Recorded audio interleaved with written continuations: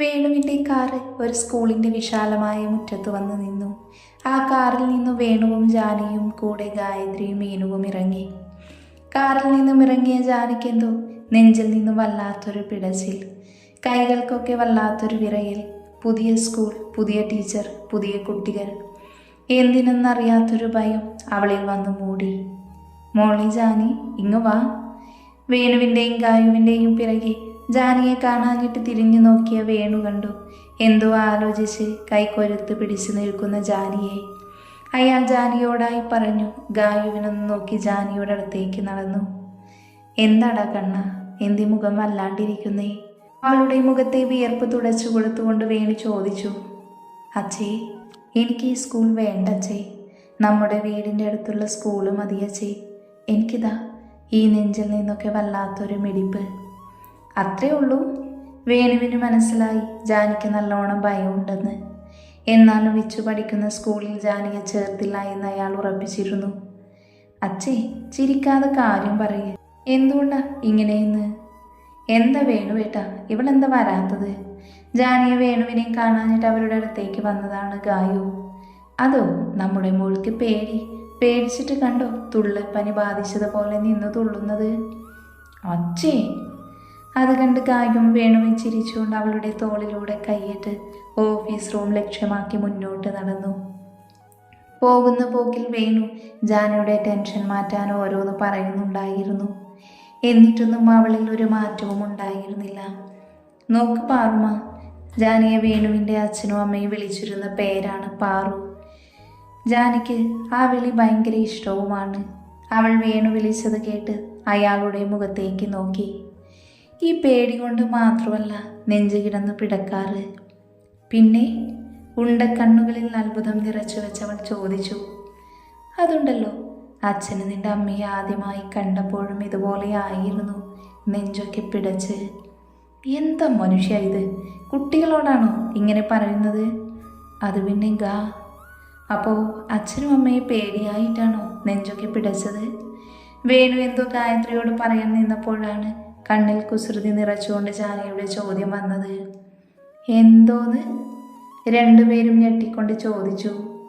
അല്ല, എനിക്ക് പുതിയ സ്കൂളും കുട്ടികളും ടീച്ചറൊക്കെ ആലോചിച്ച് പേടി തോന്നി, നെഞ്ചൊക്കെ പിടച്ചത്. അച്ഛൻ എന്തിനായിരുന്നു അമ്മയെ കണ്ടപ്പോൾ പേടി തോന്നിയത്?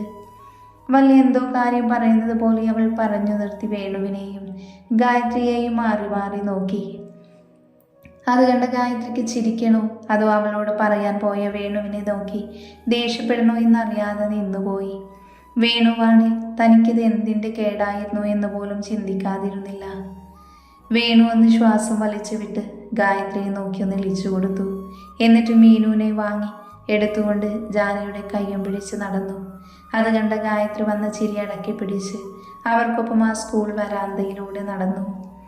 ഇതേ സമയം തന്നെ അമ്മുവിൻ്റെ കയ്യും പിടിച്ച് ദേവൻ ആ സ്കൂൾ ഗേറ്റ് കടന്നു വന്നത്. അമ്മുവിൻ്റെ മറുകയിൽ സൂര്യയും പിടിച്ചിരുന്നു.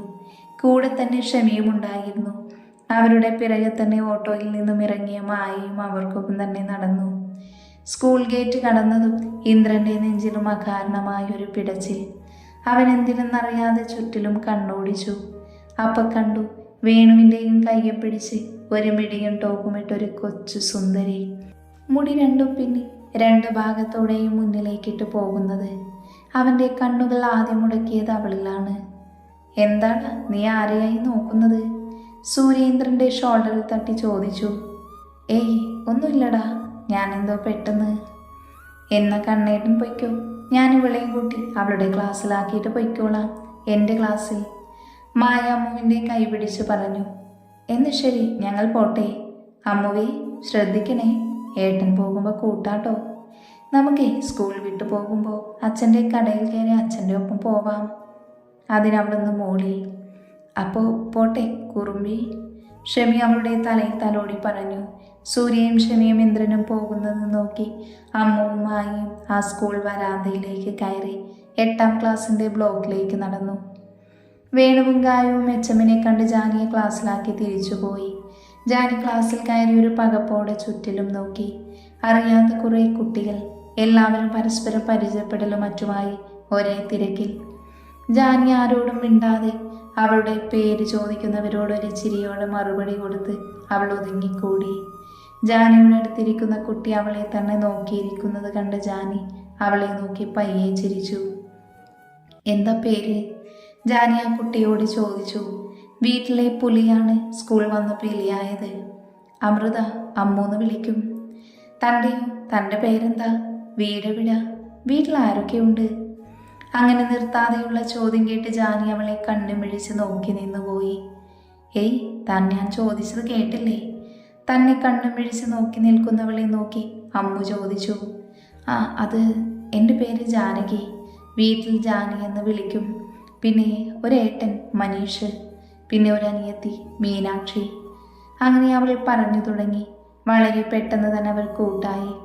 വേറെ ആരും തന്നെ അവരിലേക്ക് വന്നില്ല എന്നല്ല, നമ്മുടെ അമ്മു ആരെയും വരാൻ സമ്മതിച്ചില്ല.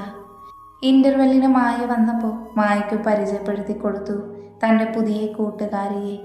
അമ്മു അവളുടെ വീട്ടുകാരെയൊക്കെ പറ്റി പറഞ്ഞു കൊടുത്തു. അവർ നല്ല കമ്പനിയായി. മായയ്ക്കും ജാനിയെ നന്നായി ഇഷ്ടപ്പെട്ടു. അന്ന് വൈകിട്ട് സ്കൂൾ വിട്ട് വേണുവിനൊപ്പം ജാനി വീട്ടിൽ വന്ന് കയറിയത് മുതൽ നമ്മളെയാൾക്ക് അമ്മുവിനെ പറ്റി പറയാൻ നേരമുണ്ടായിരുന്നുള്ളൂ. അമ്മുവും അത് തന്നെയായിരുന്നു. പോകുന്ന വൈക്കും വീട്ടിലെത്തിയിട്ടും വെറും ജാനി പുരാണം മാത്രം. അതെല്ലാം എല്ലാവരും ഒരു ചിരിയാലെ കേട്ടു നിന്നു. അങ്ങനെ ദിവസങ്ങൾ കടന്നു പോയിക്കൊണ്ടിരുന്നു. ജാനിയുടെ വാക്കിലൂടെ അമ്മുവും അമ്മുവിൻ്റെ വാക്കിലൂടെ ജാനിയും ഇരു വീട്ടിലും നിറഞ്ഞു നിന്നു. ഇതിനിടയിൽ എപ്പോഴും ഇന്ദ്രൻ്റെ നെഞ്ചിലും ജാനിയുടെ പേര് കൊത്തിവെച്ചു, അവൻ പോലും അറിയാതെ. അങ്ങനെ കുറച്ച് മാസങ്ങൾക്ക് ശേഷം ഓണപരീക്ഷ കഴിഞ്ഞുള്ളൊരു 10 ദിവസത്തെ വെക്കേഷൻ സമയം. ജാനകി അവൾ പുതിയ സ്കൂളിൽ ചേരുന്നെന്ന് കണ്ടതാണ് വിച്ചു. അതിനിടയിലൊന്നും കാണാൻ കിട്ടാറില്ല. കാരണം 10ാം ക്ലാസ് ആയതുകൊണ്ട് തന്നെ രാവിലത്തെ ട്യൂഷനും വൈകിട്ടത്തെ കളിയുമൊക്കെ ആയിട്ട് വിച്ചു ഫുൾ ബിസിയാണ്. ജാനിയും അതേ രാവിലെ 8:30 ആവുമ്പോൾ സ്കൂൾ ബസ് വരും. അത് കഴിഞ്ഞ് വൈകിട്ട് 5:30 ആകുമ്പോഴാണ് തിരിച്ചു വരിക. വന്നു കഴിഞ്ഞാൽ തന്നെ ഹോംവർക്കും പഠനവും ഒക്കെ കഴിഞ്ഞ് ഭക്ഷണവും കഴിച്ച് പെണ്ണ് കിടന്നുറങ്ങും. ഉള്ളത് പറഞ്ഞ രണ്ടുപേരും ഫുൾ ബിസിയാണെന്ന്. ഇപ്പം ജാനിക്ക് പഴയ പേടിയൊന്നുമില്ല. അവൾക്ക് സ്കൂൾ ലീവാവുന്നത് സങ്കടമാണ്. അമ്മുവിൻ്റെ സ്ഥിതിയും അത് തന്നെ. ഇനി എങ്ങനെ ഈ 10 ദിവസം കഴിയുമെന്നാണ് അവർ ചിന്തിക്കുന്നത് തന്നെ. അങ്ങനെ ഒരു ദിവസം രാവിലെ തന്നെ ജാനിയും മനുവും നിമ്മിയും വിച്ചുവും കൂടെ അമ്പലത്തിൽ പോയി വരികയായിരുന്നു. നിമ്മിയും ജാനിയും മുന്നിലും, ബാക്കിൽ വിച്ചുവും മനുവും. ജാനിയും നിമ്മിയും പട്ടുപാവാടയാണ് ഇട്ടത്. വിച്ചുവും മനുവും തുണിയും ഷർട്ടുമാണിട്ടത്. മുന്നിൽ നടക്കുന്നവരിലായിരുന്നു അവരുടെ കണ്ണുകൾ. മനുവിൻ്റെ കണ്ണിൽ പ്രണയമായിരുന്നുവെങ്കിൽ വിച്ചുവിൻ്റെ കണ്ണിൽ ഭാവം എന്തെന്നറിയില്ല. ഇതൊന്നും അറിയാതെ ജാനിയും നിമ്മിയും ഭയങ്കര സംസാരത്തിലാണ്. ജാനിക്ക് പറയാനുള്ളത് അവളുടെ അമ്മുവിനെക്കുറിച്ചും അവളുടെ മായേച്ചിയെക്കുറിച്ചുമാണ്. അത് കേട്ടുകൊണ്ടൊരു ചിരിയോടെ തന്നെ നിമ്മിയും അവർക്കൊപ്പം നടന്നു. കുറച്ച് മുന്നിലേക്ക് നടന്നതും ജാനിയുടെ മുടി പിന്നിൽ നിന്നും ആരോ വലിച്ചു.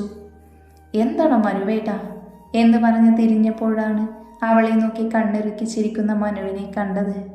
അവനാണേൽ കണ്ണുകൊണ്ട് നിമ്മിയെ കാണിച്ച് എന്തെല്ലാമോ കോപ്രായം കാണിക്കുന്നുണ്ട്. അത് കണ്ട് ചിരി വന്ന ജാനി തലയാട്ടിക്കൊണ്ട് നിമ്മിയോട് പറഞ്ഞു കുറച്ച് പയ്യെ നടക്കാൻ തുടങ്ങി. അത് കണ്ട് മനു ജാനിയുടെ തലയിലൊന്ന് കൊട്ടി താങ്ക് യു ഡി എന്ന് പറഞ്ഞ് നിമ്മിക്കൊപ്പം നടന്നു. നിമ്മിയിൽ നാണത്തിൽ പൊതിഞ്ഞൊരു പുഞ്ചിരിയും വിരിഞ്ഞു. അത് കണ്ട് ചിരിയോട് അവരിൽ നിന്നും കുറച്ച് വിട്ടിട്ട് ജാനിയും നടന്നു. കൂടെയുള്ള വിച്ചുവിനെ ഒന്ന് നോക്കുക പോലും ചെയ്യാതെ. അത് കണ്ട് വിച്ചുവിന് ദേഷ്യം വന്നെങ്കിലും ഒന്നും മിണ്ടാതെ എന്തോ മനസ്സിൽ കണക്ക് കൂട്ടി അവൾക്കൊപ്പം നടന്നു. എന്താ ജാനി, എന്നോട് പിണക്കാണോ? ജാനിയെ തൊട്ടൊരുമേ നിന്നുകൊണ്ട് വിച്ചു ചോദിച്ചു. അവൻ്റെ ആ പ്രവൃത്തിയിൽ ഞെട്ടിക്കൊണ്ട് ജാനി ഒരു നിമിഷം അവിടെ തന്നെ നിന്നു. മനുവും നിമ്മിയും നടന്ന് കുറച്ച് മുന്നോട്ടെത്തിയിരുന്നു. ജാനി അതേ നൃത്തം തന്നെയാണ്. പെട്ടെന്ന് വിച്ചു അവളുടെ മുന്നിലേക്ക് വന്ന് കൈഞ്ഞൊടിച്ചു. അതിലവൾ ഒന്നുകൂടെ ഞെട്ടി അവനെ ഒന്ന് നോക്കി. എന്തേ ആലോചിച്ച് നിൽക്കുന്നേ? ഞാൻ ചോദിച്ചത് കേട്ടില്ലേ നീ? ഇല്ല ഏട്ടാ, എന്താ പറഞ്ഞേ? ഒരു വിക്കലോടെ അവൾ ചോദിച്ചു. അതോ എന്നും പറഞ്ഞ് അവളിലേക്കൊന്നുകൂടെ അടുത്തേക്ക് നീങ്ങി നിന്നുകൊണ്ട് അവൻ അവളുടെ ചെവിയിലായി പറഞ്ഞു, നിനക്കെന്നോട് പിണക്കാണോന്ന്? അവൾ ഒരു നിമിഷം കണ്ണുകൾ അടച്ചു. അപ്പോൾ അവളുടെ കണ്ണിൽ അവൾ പോലും പ്രതീക്ഷിക്കാതെ മിഴിവോടെ 2 നീല കണ്ണുകൾ നിറഞ്ഞു നിന്നു.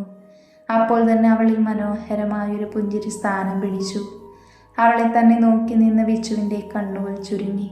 പെട്ടെന്ന് അവൾ കണ്ണു തുറന്നു. എന്നിട്ട് അവളെ തന്നെ നോക്കി നിൽക്കുന്ന അവനെ നോക്കി പുഞ്ചിരിച്ചു. എനിക്കെന്തിനാ വിച്ചുവേട്ടനോട് പിണക്കം? പിന്നെന്താ എന്നെ കാണുമ്പോൾ മിണ്ടാതെ പോകുന്നതോ? അതോ, വിച്ചേട്ടൻ എന്നെ കാണുന്നത് ദേഷ്യമായിരുന്നില്ലല്ലോ. എന്നെ കാണുമ്പോഴേക്ക് എന്നെ ഓരോന്ന് പറഞ്ഞ് കളിയാക്കാറില്ലേ? അതുകൊണ്ടാണ് ഞാൻ പറഞ്ഞു മുഴുമിപ്പിക്കാനാവാതെ ജാനി നിർത്തി. അത് പിന്നെ ഞാൻ വിച്ചു എന്ത് പറയണമെന്നറിയാതെ കുഴങ്ങി. അതൊക്കെ മറന്നേക്ക്. ഇപ്പം എനിക്ക് ജാനിയെ ഒരുപാട് ഇഷ്ടമാണ്, അവൻ വളരെ സൂത്രത്തോടെ പറഞ്ഞു. ആണോ? ജാനി ആശ്ചര്യത്തോടെ അവളുടെ ഉണ്ടക്കണ്ണുകൾ ഉയർത്തി ചോദിച്ചു. വിച്ചു അതുപോലെ സന്തോഷത്തോടെ മൂളിക്കൊണ്ട് അവളുടെ തോളിലൂടെ കൈയിടാൻ പോയപ്പോഴാണ് അവളത് പറഞ്ഞത്. അപ്പോൾ എനിക്ക് മനുവേട്ടനെ പോലെ തന്നെ വിച്ചേട്ടനെയും കിട്ടി. 2 ഏട്ടന്മാരായി എനിക്ക്, ജാനി വല്ലാത്ത സന്തോഷത്തോടെ പറഞ്ഞു. പക്ഷെ അവൾ പറയുന്നത് കേട്ട് വിച്ചുവിന് ആദ്യം ദേഷ്യം തോന്നിയെങ്കിലും പിന്നെ അങ്ങനെ അവളുമായി അടുക്കാമെന്ന ചിന്തയുമായി അവളുടെ ചിരിയിൽ അവനും പങ്കുചേർന്നു. ജാനിയാണ് വിച്ചു അവളോട് മിണ്ടിയതുകൊണ്ടും വിച്ചുവിനെ ഏട്ടനായി കിട്ടിയതുകൊണ്ടുമുള്ള സന്തോഷം പങ്കിടാനായി മനുവിൻ്റെയും നിമ്മിയുടെയും അടുത്തേക്ക് വേഗം ഓടിപ്പോയി. മനുവാണിൽ അണ്ടിപോയി അണ്ണാൻ കണക്കെ അവൾ പോകുന്നത് നോക്കി പല്ലു ഞെരിച്ച് അവിടെ നിന്നു. ജാനിയേറെ സന്തോഷത്തിൽ തന്നെയായിരുന്നു. ആ സന്തോഷം അവൾ എല്ലാവരുമായി പങ്കിട്ടു. പക്ഷേ വിച്ചുവിൻ്റെ ഈ മാറ്റം അംഗീകരിച്ചു കൊടുക്കാൻ മനുവിനായില്ല. അവനൊരു സംശയദൃഷ്ടിയാൽ തന്നെ വിച്ചുവിനെ ശ്രദ്ധിച്ചു പോന്നു. അങ്ങനെ വീണ്ടും ദിവസങ്ങൾ വലിയ മാറ്റമൊന്നുമില്ലാതെ പോയിക്കൊണ്ടിരുന്നു. ആ ദിവസങ്ങളൊക്കെയും തന്നെ വിച്ചു വല്ലാതെ ജാനിയുമായി അടുക്കാൻ തുടങ്ങി. പക്ഷേ ജാനിയാകട്ടെ അറിഞ്ഞോ അറിയാതെയോ അവനിൽ നിന്നും വഴുതി മാറിക്കൊണ്ടിരുന്നു. അവനടുക്കാൻ ശ്രമിക്കുമ്പോൾ ഒന്നെങ്കിൽ മനു വരും, അല്ലെങ്കിൽ വേണു വരും, അല്ലെങ്കിൽ അവൻ്റെ അച്ഛൻ, അമ്മ, ഗായത്രി, അങ്ങനെ ആരെങ്കിലും ഉണ്ടാകും. അതെല്ലാം അവനിൽ വല്ലാത്തൊരു ദേഷ്യം നിറച്ചു. ഇതെല്ലാം 2 ജോഡി കണ്ണുകൾ ശ്രദ്ധിക്കുന്നത് അവനൊട്ടറിഞ്ഞതുമില്ല. സ്കൂൾ തുറന്ന് 2 ആഴ്ചയ്ക്ക് ശേഷമുള്ളൊരു ദിവസം. എടി അമ്മു, പരീക്ഷ പേപ്പറൊക്കെ കിട്ടിയില്ലേ? ഇനി ഏതുമില്ലല്ലോ. ഉച്ചത്തെ ഇൻ്റർവെല്ലിൻ്റെ സമയത്ത് സംസാരിക്കുകയാണ് ജാനിയും അമ്മുവും. ഇല്ലടി. എടി ജാനിമ്മ, നമ്മെ കണ്ണെട്ടിന് കാണാൻ പോവുക ആ +2 ബ്ലോക്കിലേക്ക്. സമ്മതമെന്ന പോലെ അവളൊന്ന് ചിരിച്ചു കൊടുത്തു. അങ്ങനെ അവർ 2 പേരും കൂടെ +2 ബ്ലോക്കിലേക്ക് നടന്നു. പോകുന്ന വഴി മായയും കണ്ട് സംസാരിച്ചു. അങ്ങനെ അവർ +2 ബ്ലോക്കിലെത്തി. ഡി ജാനുമ്മ, അതാ എൻ്റെ കണ്ണേറ്റൻ്റെ ഫ്രണ്ട്സ്. അമ്മു മുന്നിലേക്ക് ചൂണ്ടിക്കാണിച്ചുകൊണ്ട് ജാനിയോട് പറഞ്ഞു. ജാനിക്കാണിൽ അമ്മുവിൻ്റെ വീട്ടിൽ അവളുടെ കണ്ണേറ്റനെയും അവൻ്റെ കൂട്ടുകാരെയും അല്ലാത്തവരെയൊക്കെ അറിയാം, കാണുകയും ചെയ്തിട്ടുണ്ട്. ഒരിക്കൽ ഓണത്തിന് ജാനിയെയും നിമ്മിയെയും വേണു അമ്മുവിൻ്റെ വീട്ടിലേക്ക് ആക്കി കൊടുത്തിരുന്നു. അന്ന് പരിചയപ്പെട്ടതാണ് അമ്മുവിൻ്റെ അച്ഛനെയും അമ്മയെയും ഉമ്മയെയും കാതർക്കയും ഒക്കെ. അന്ന് കണ്ണൻ അവിടെ ഇല്ലായിരുന്നു. ഫ്രണ്ട്സിൻ്റെ ഒപ്പം അവരുടെ വീട്ടിലേക്ക് പോയതായിരുന്നു. അന്ന് ജാനിക്ക് കണ്ണനെ കാണാൻ കഴിഞ്ഞില്ല. പക്ഷേ അന്ന് ആ വീട്ടിൽ നിന്നും ഇറങ്ങിയപ്പോൾ അവളുടെ മനസ്സിൽ ആ വീട്ടുകാരുടെ പ്രിയപ്പെട്ട കണ്ണേട്ടനെയും കൂട്ടിയിരുന്നു. അന്ന് കണ്ടില്ലെങ്കിൽ കൂടിയും ജാനിയുടെ മനസ്സിൽ അവൻ മാത്രം നിറഞ്ഞു നിന്നു. അമ്മു പറഞ്ഞ് കേട്ടറിവിൽ അവൻ്റെ കണ്ണ് നീലയാണെന്നറിയാം. ഇന്ന് അവളുടെ ഓരോ പുസ്തകത്താളിലുമുണ്ട് അവൾക്ക് പ്രിയപ്പെട്ട അവളുടെ നീല കണ്ണുകൾ. എന്തിനാ ഇങ്ങനെ വരയ്ക്കുന്നത് എന്ന് അമ്മുവും മറ്റുള്ളവരും ചോദിക്കുമ്പോൾ അവളുടെ മറുപടി ഒരു രസം എന്നൊരൊറ്റ വാക്കിൽ അവസാനിപ്പിക്കും. ആരിത്? ഏട്ടൻ്റെ കാന്താരിയോ? ഒരാൺകുട്ടിയുടെ ശബ്ദമാണ് ജാനിയെ ആലോചനയിൽ നിന്നും തിരികെ കൊണ്ടുവന്നത്. അവൾ എന്തോ പ്രതീക്ഷയോടെ ആ പറഞ്ഞ ആളുടെ മുഖത്തേക്ക് നോക്കി. അവൾക്കെന്തെന്നില്ലാത്ത സങ്കടം തോന്നി. താൻ പ്രതീക്ഷിച്ച മുഖമല്ല എന്നത് അവളെ വല്ലാത്തൊരു സങ്കടത്തിലാഴ്ത്തി. അല്ല മൂസൈ, ഇതാരാണ്? ഇതാണോ നിന്റെ ജാനിമ്മ? അതേ സൂര്യേട്ടാ, ഇതാണ് എൻ്റെ ജാനി. ജാനിയുടെ മുഖമൊന്ന് തിളങ്ങി. അപ്പോൾ ഇതല്ല കണ്ണേട്ടൻ. ജാനി സൂര്യയെ നോക്കി മനോഹരമായി പുഞ്ചിരിച്ചു. അവൻ തിരിച്ചും ചിരി സമ്മാനിച്ചു. അമ്മ പറഞ്ഞറിഞ്ഞ് അവൾക്കറിയാം സൂര്യയെക്കുറിച്ചും ക്ഷമയെക്കുറിച്ചും. നേരിട്ട് ആദ്യമായാണ് കാണുന്നത്. അവളിലെ ഈ മാറ്റം സൂര്യ പ്രത്യേകം ശ്രദ്ധിക്കുകയും ചെയ്തു. ഏട്ടനെന്ന് പറഞ്ഞപ്പോൾ മുഖം വാടിയതും സൂര്യേട്ടനെന്ന് പറഞ്ഞപ്പോൾ മുഖം പ്രകാശിച്ചതും. അല്ല, ചമ്മുക്ക് എവിടെ? എടി കാന്താരി, ഞാൻ നിന്നോട് പലപ്പോഴും പറയുന്നില്ലടി എന്നെ ചമ്മു എന്ന് വിളിക്കരുതെന്ന്. അമ്മുവിൻ്റെ ചെവിയിൽ പിടിച്ചു കിഴക്കിക്കൊണ്ട് ഷെമി പറഞ്ഞു. അല്ലോ, എൻ്റെ ചെവി വിടെൻ്റെ പൊന്നച്ച. അല്ല ക്ഷമിക്ക. അവൾ നിന്നെടുത്ത് തുള്ളി ചാടിക്കൊണ്ട് ഷെമിയോട് പറഞ്ഞു. അത് കണ്ട് ചിരി കടിച്ചു പിടിച്ചു നിന്ന് ജാനിയും സൂര്യയും രണ്ടുപേർക്കും അവളെ നന്നായി അറിയാവുന്നത് കൊണ്ട് തന്നെ ചിരിച്ചു പോയാൽ കിട്ടുമെന്ന് അവർക്കറിയാം. ഷെമി അവളുടെ ചെവിയിൽ നിന്നും പിടിവിട്ടു. എന്തിനാ അമ്മുവേ അവനെ അങ്ങനെ വിളിക്കുന്നേ? നിനക്കറിയില്ലേ അങ്ങനെ വിളിക്കുന്നത് അവന് ഇഷ്ടമല്ല എന്ന്? അല്ലേടാ ചമ്മു? ഡാ വേണ്ടാട്ടോ. അല്ല, എവിടെ നീ കണ്ണേട്ടൻ?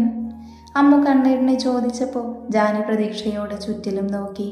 അത് കണ്ട് സൂര്യയുടെ കണ്ണുകൾ ചുരുങ്ങി. അവൻ ബാത്റൂമിൽ പോയതാ. കുറച്ച് വൈകും, നിങ്ങൾ പൊക്കോ. ബെല്ലടിക്കാറായില്ലേ? അവൻ വരുമ്പോൾ പറയാം.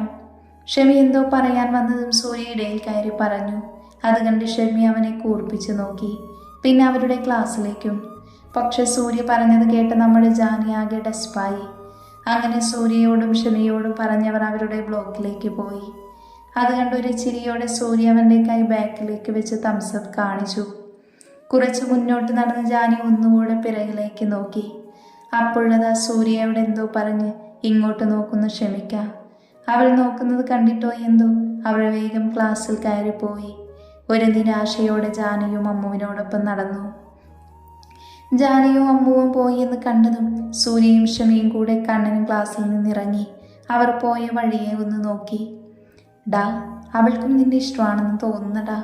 ഇപ്പം തന്നെ കണ്ടില്ലേ, ഞാൻ ഏട്ടനാണെന്ന് കരുതി മുഖം മാറിയതും നീ ഇവിടെ ഇല്ല എന്ന് പറഞ്ഞപ്പോൾ ഒന്നുകൂടെ സങ്കടപ്പെട്ട് നിന്നതുമൊക്കെ നീയും കണ്ടില്ലേ? അതിനെടാ, അവൾ 8ാം ക്ലാസ്സിലാണെടാ. എൻ്റെ അമ്മുവിൻ്റെ പ്രായം. അതിനെന്നെ കണ്ടിട്ട് പോലുമില്ല. പിന്നെ എന്തിനാടപ്പം നിനക്ക് അവളോട് ഇഷ്ടം തോന്നിയത്? നിനക്ക് ഇഷ്ടം തോന്നിയപ്പോഴും അവൾ 8ൽ തന്നെയാണെന്ന് അറിയില്ലായിരുന്നു? അതല്ലടാ, ഈ പ്രായത്തിലുള്ള കുട്ടികൾക്കുള്ളതാണ് ഈ ഓപ്പോസിറ്റ് സെക്സിനോടുള്ള അട്രാക്ഷൻ. അത് ചിലപ്പോൾ എനിക്കും അങ്ങനെ തന്നെയാവാം. അവളുടെ ഉണ്ട കണ്ണുകളോട്, കൊഞ്ചിയുള്ള കലവില സംസാരത്തിനോട്. പിന്നെ അതുമല്ല, എൻ്റെ അമ്മുവിനും ആയയ്ക്കും ഉണ്ണിക്കും അമ്മയ്ക്കും അച്ഛനും കുൽസുമ്മയ്ക്കും കാതറിക്കും അങ്ങനെ എല്ലാവർക്കും അവളോടുള്ള ഇഷ്ടം തന്നെയാണ് എനിക്കും. നല്ല തമാശ. ഒറ്റടി തന്നാലുണ്ടല്ലോ. എന്നിട്ടാണോടാ പൊന്ന മോനെ അവൾ സ്കൂൾ ബസ് ഇറങ്ങുന്നതും സ്കൂൾ വിട്ട് പോകുമ്പോൾ ബസ് സ്റ്റോപ്പിൽ നിൽക്കുന്നതും അവൾ ചിരിക്കുമ്പോൾ അവളുടെ വായിലേക്ക് നോക്കി നിൽക്കുന്നതുമൊക്കെ? ഇങ്ങനെയൊക്കെയാണോ നീ പറഞ്ഞവരൊക്കെ അവളെ നോക്കുന്നത്? ഷെമിയും കണ്ണനെ കളിയാക്കി. പോടാ. Beautiful peoples. എന്തു വെറൈറ്റി തെറികൾ. ഷെമി ചെവിയിൽ വിരലിട്ട് കറക്കിക്കൊണ്ട് പറഞ്ഞു. അത് കേട്ട് ചിരിച്ചുകൊണ്ട് സൂര്യ അവൻ്റെ കഴുത്തിലൂടെ കൈയിട്ട് പുറത്ത് കൊട്ടിക്കൊണ്ട് ക്ലാസ്സിലേക്ക് കയറിപ്പോയി. ഒരു ചിരിയോടെ കണ്ണൻ അത് നോക്കി ആ വരാന്തയിൽ തന്നെ നിന്നു. അവരുടെ ബ്ലോക്കിൽ നിന്നും താഴേക്ക് നോക്കിയ 10ാം ക്ലാസ് ബ്ലോക്ക് കാണാം. അവിടെ നിന്നൊരു പെൺകുട്ടി അവനെ കണ്ടു ഒരു ഹായ് കൊടുത്തു. അവനത് മൈൻഡ് ചെയ്യാതെ മുഖം കൂട്ടി ക്ലാസ്സിലേക്ക് കയറിപ്പോയി. വീണ്ടും ദിവസങ്ങൾ ഓടിമറിഞ്ഞു. പലപ്പോഴായി ജാനിയും അമ്മുവും കണ്ണനെ കാണാനായി അവരുടെ ബ്ലോക്കിലേക്ക് പോകുമ്പോഴൊക്കെയും അവനെ കാണാറില്ലായിരുന്നു. അത് ജാനിക്ക് വല്ലാത്ത സങ്കടം തന്നെയായിരുന്നു. പക്ഷേ നമ്മുടെ കണ്ണൻ ഇതൊക്കെ കാണുന്നുണ്ടായിരുന്നു. കള്ളക്കണ്ണൻ.